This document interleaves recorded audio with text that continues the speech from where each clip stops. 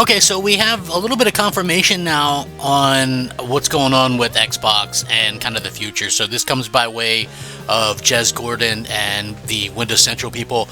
I'm going to get right into it because I'm going to give my take on all of this stuff after I let you guys know all the information it can be. But basically, it kind of confirms that the next Xbox is indeed coming, but it's not necessarily the Xbox that many of us would be wanting or would expect is not necessarily a console, and I think that's a real bad thing. It's basically a confirmation that they are exiting the traditional console market completely. So yeah, this is going to be interesting. So it's said to be a premium experience. So basically, owing to a variety of rapid-fire strategy changes, large-scale layoffs, and disappointing price hikes, Microsoft hasn't exactly ingratiated itself to the remaining Xbox faithful. Another wave of Xbox's doom declarations happened as Halo was finally announced for PlayStation, something that people knew was going to happen for a while, but whatever. A Microsoft Xbox platform has more support from Japanese developers than ever. Play Anywhere, well, this is trying to really turn this as like a pro Xbox thing, but anyway, combined with public statements and information from their sources, they can now form the next Xbox is starting to take shape. Here's what you need to know. It'll be a curated Windows gaming PC complete with your full native console library. So that's a very interesting thing. Xbox CEO Phil Spencer has been teasing for years what next gen will look like for Xbox as people wondered exactly how the strategy might pan out. Last week, Phil Spencer said that people should look to the Xbox Ally for an idea where Xbox is headed. They spoke to their sources over the weekend to learn a bit more. As many have come to expect, the next Xbox will indeed run full-bore Windows with a TV-optimized console-style appearance. Now, this is a big problem because Windows sucks. And the problem that I have with that is you're running a lot of bloat because it's a PC, and PCs run a lot of other stuff. Antivirus, malware, this, that. You know what I'm saying? It's like there's a lot of stuff, and that's why games tend to really kind of chug. And when you see people, they're like, I got 64 gigs of RAM, and and they need that because they're, if you have a Chrome tab open, it's taking up a bunch of what you're trying to do. So that, to me, really doesn't sound good at all.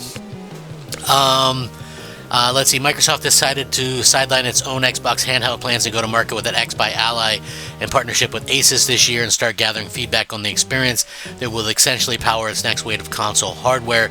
He's told that Microsoft still plans to make its own Xbox handheld eventually along the lines of this new plan. Xbox President Sarah Bond has teased a variety of first-party hardware made in partnership with AMD. What will all of this look like, though? Indeed, the Xbox Ally and Ally X with its full Xbox screen experience is essentially what the next Xbox will look like. It's not dissimilar to the Steam OS interface and big picture mode, which allows you to exit out into full Linux at will. Similarly, the Xbox full screen experience will allow you to exit out of full Windows if you want to and run competing stores like Steam, Epic, and Microsoft's own Battle.net and the Riot client, and indeed anything else you want. Indeed, you could run Adobe, CC, or Microsoft Office if you so choose, which is just ridiculous. That's just bloat and unneeded. Where the Xbox console will differ from traditional Windows PC is it will feel like a traditional console out of the box. The onboarding experience will be similar to what you get today on console, and if you choose, you can remain fully inside the Xbox ecosystem, never touching Windows itself. Exiting out of Windows will be for those who want to access games traditionally not available on Xbox, including games on Steam, mouse and keyboard, first games like League of Legends, or even classic games from GOG. You'll be able to run PlayStation PC titles like well, that's because it's a PC, so of course you'll be able to run those titles. It's crazy. Microsoft is working hard across Xbox and Windows teams to optimize the platform for TVs and controllers, bringing the original Windows in the living room vision from the OG Xbox to fruition after 25 years. And the reason they didn't do that was because Windows sucked, right? It took a long time to boot up. They just took a kernel and were able to boot up their console. You know what I mean? This is like really bad. Like any new console generation, developers will likely continue supporting the Series X and S development for several years after the new Xbox. Again, thanks to new silicon and AMD already approved all the way up To Satya Nadella and Amy Hood, the new Xbox will also run all games currently available on Xbox Series X and S. This means all OG Xbox backwards compatible games and all 360 backwards compatible games. So here's my thing with this, right? So how do you do that? Because, and I've mentioned this before, if you are just emulating these games, you need the licenses, and maybe you'll be able to, since they already have the license to do it with what they're doing now, they can do those same games. But if they're emulating like everything else, like, you just have to wonder there what the deal's going to be. Like, are you going to have 2 sets of hardware in this thing, which would be very expensive? It's going to be interesting.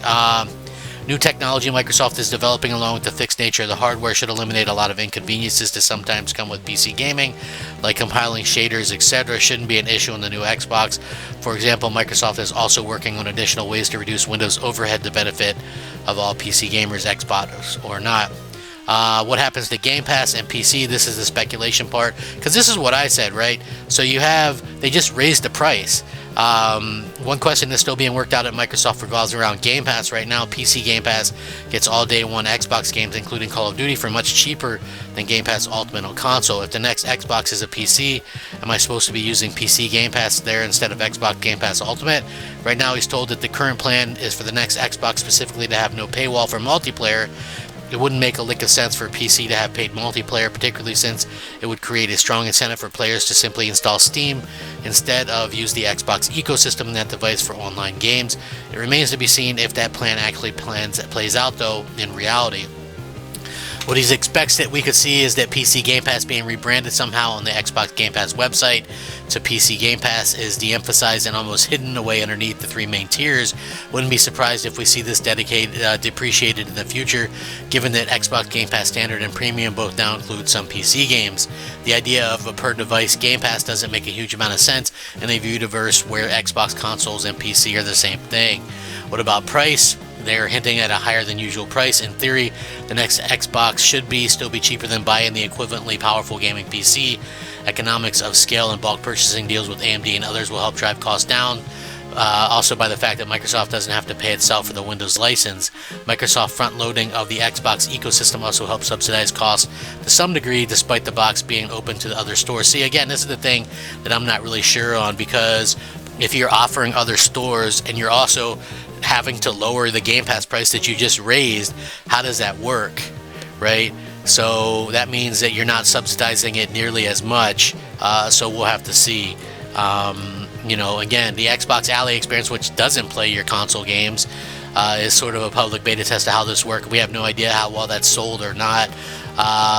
Where the Xbox Ally is disadvantaged, at least for Xbox console users, is the lack of the console library. There are more Xbox Play Anywhere titles than ever, but most of them aren't AAA, and most publishers aren't on board with this ecosystem.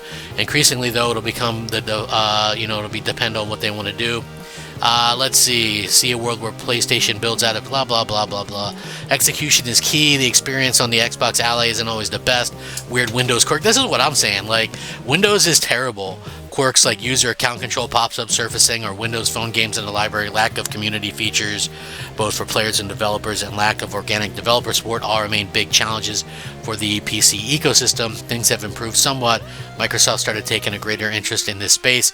On the Xbox Ally today, the Xbox app still has responsiveness issues. The multitasking experience isn't consistent, but the next gen isn't hindered by a hard deadline here. The leader landing strip he's seen for next gen hardware has always pointed to 2027. The experience needs to be ready when it launches, with every possible kink ironed out, and that's a lot of kinks. Yeah. So anyway, this is something the company has tried on this scale before. Valve is working on its own gaming console, which that failed in before. In theory, the next Xbox console will have more games, more content, any other blah, blah, blah, blah. The problem is this, right? There's lots of other problems and unanswered questions. And I think, like, for me, the main unanswered questions are this. If this thing is expensive, like say $1,000 or more, which it looks like it would be, that's going to be a very niche product. So why would anybody make a default Xbox version of these games? PC versions tend to be really bad. I mean, I could sit there and link it all, but you guys all know it. How would the multiplayer work? Like, I don't want to just be in a multiplayer with inputs. Like, I don't want to play against PC players. It's the first thing that I kind of disable because there's so much cheating. It's rampant. I don't want to play against keyboard and mouse. You know, it's like this whole set of issues. You know, like, would developers support it if they lowered the price? Why would they raise the price to 30 if they just would have to lower it back down in a year and a half anyway, or whatever? So there's a lot of questions to be answered, but it does seem like if they are going forward to this, it is in fact the end of a traditional console. This is just a PC running Windows, you know, made with some emulators on it. It doesn't sound too intriguing to me, and it sounds very expensive. What do you guys think? And again, no exclusives, so, you know, there's not a whole lot of reasons to pick this thing up, in my opinion. Let me know what you guys think. Rack 'em up. Crap Gamer out.